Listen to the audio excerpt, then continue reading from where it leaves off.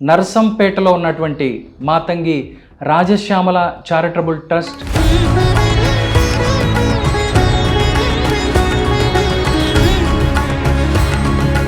ఈ యొక్క ఆలయానికి అందరూ వస్తున్నాము అని చెప్పి చాలామంది నోటి నుంచి కూడా నేను వింటూ ఉన్నాను. 16 రకాల హారతులు ఉంటాయి అమ్మవారికి ప్రతి అమావాస్యకు.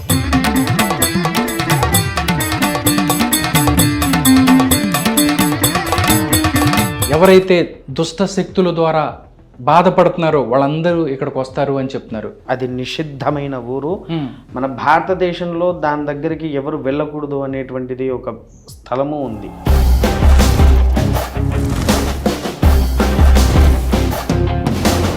ఆ ఊరిలో ఎప్పటికీ చేతబడులు చేసేటి వాళ్ళు ఉన్నారు. పొరపాటున అటువైపు ఎవరైనా మానవ సంచరుడు చేస్తూ ఉంటే వాడిని కాకి రూపంలోనో కుక్క రూపంలోనో మార్చేసి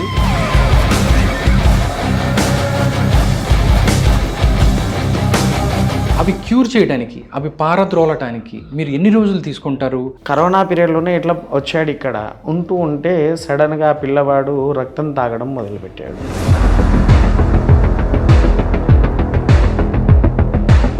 ఎటుపోతున్నాడా రాత్రి తెలియట్లేదు, ఏం చేస్తున్నాడా తెలియదు. మొత్తానికి మూతకి రక్తాలు ఉండేటివి.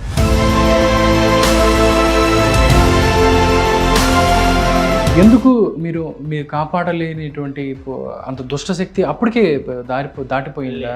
అభిషేకము జరిగితేనే ఓకే నేను మిమ్మల్ని కాపాడతాడు, లేకపోతే నా వల్ల కాదు అని చెప్పేసి.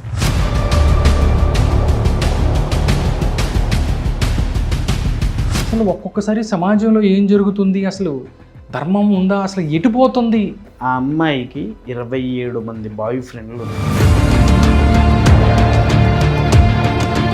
చట్టాలు నిజంగా సమాజంలో మంచి జరగడానికి ఇస్తారు సార్. మన ధర్మాన్ని మనం ఎక్కువగా ఉచ్చరిస్తూ మనము ఒకరికి ధర్మం నేర్పితే ఇటువంటి అఘాయిత్యాలు ఆగడానికైతే.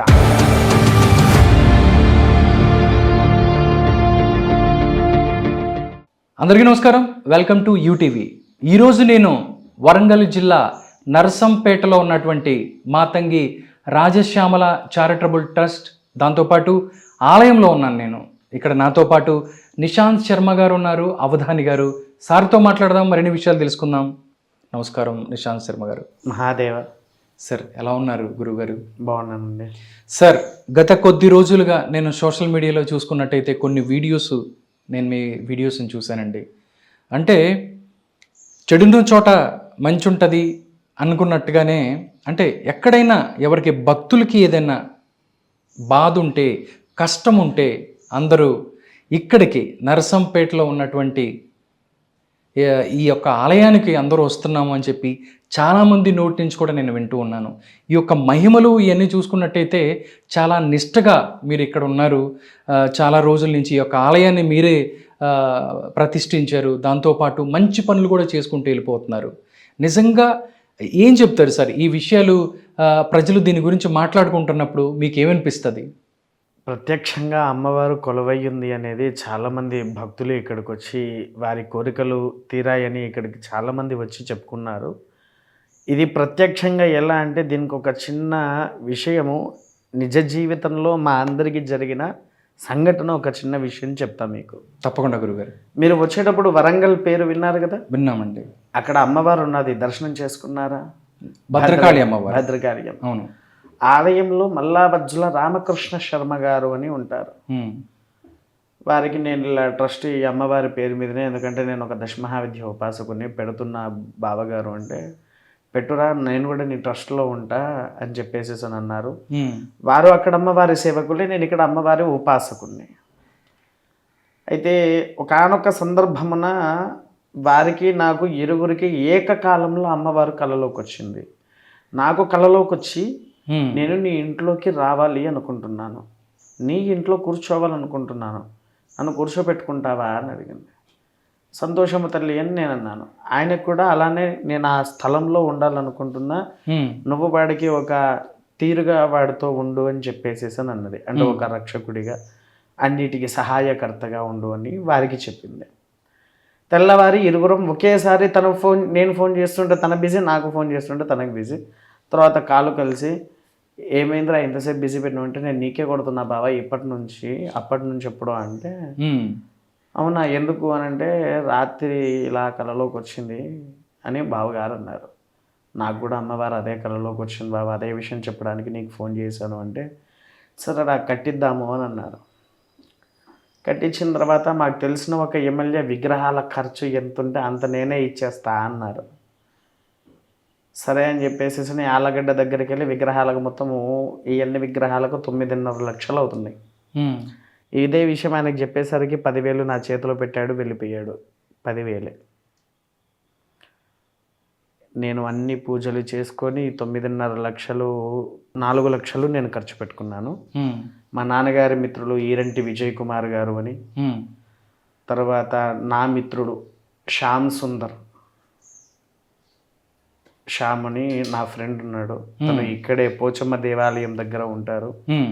ఆ పిల్లవాడు, తర్వాత మా బ్రాహ్మణులో అంటే పూర్వము నేను కొన్ని మా బ్రాహ్మణ గ్రూపులు ఉండేటి, ఇలా మెసేజ్లు పెట్టాను విగ్రహదాతలు కావాలండి అని.